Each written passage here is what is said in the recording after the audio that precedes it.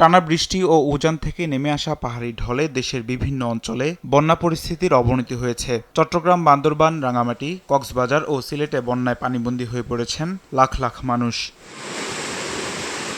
বন্যার সার্বিক পরিস্থিতি ও মোকাবিলায় সরকারের পদক্ষেপ সম্পর্কে জানাতে শনিবার বিকালে সংবাদ সম্মেলন প্রধানমন্ত্রীর প্রেস উইংয়ের। প্রধানমন্ত্রীর কার্যালয়ের মুখপাত্র মাহদি আমিন বলেন, বন্যায় স্বাস্থ্য ঝুঁকি মোকাবিলা ও ওষুধ সরবরাহ নিশ্চিত করতে পদক্ষেপ নিয়েছে সরকার। সারা দেশের বন্যা দুর্গত এলাকায় খোলা হয়েছে 1000-এরও বেশি আশ্রয়কেন্দ্র।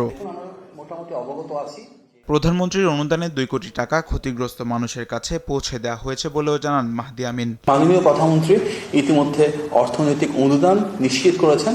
আপনারা নিশ্চয়ই অবগত রয়েছেন, প্রায় 2 কোটি টাকার উপরে খুব দ্রুত গতিতে সাধারণ মানুষের কাছে পৌঁছে দিয়েছেন।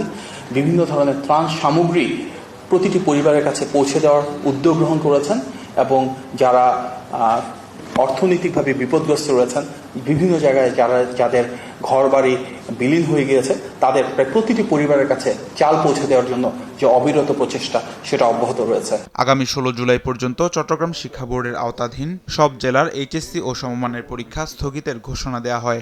সম্ভবত আমি আজকে এই অফিসে আছি, আমাদের মাননীয় শিক্ষামন্ত্রী সংশ্লিষ্ট সব ডিসি মহোদয়দের সাথে মিটিং হওয়ার কথা, এবং আমি যতটুকু জানি সম্ভবত এই পরীক্ষাটা 16 তারিখ পর্যন্ত স্থগিত করা হচ্ছে। মাহদি আমিন জানান, বন্যা পরিস্থিতি মোকাবিলায় সবাইকে ঐক্যবদ্ধভাবে কাজ করার আহ্বান জানিয়েছেন প্রধানমন্ত্রী। এই বিষয়টা মনিটরিং করছেন। তামিম মাহবুব, দেশ টিভি, ঢাকা।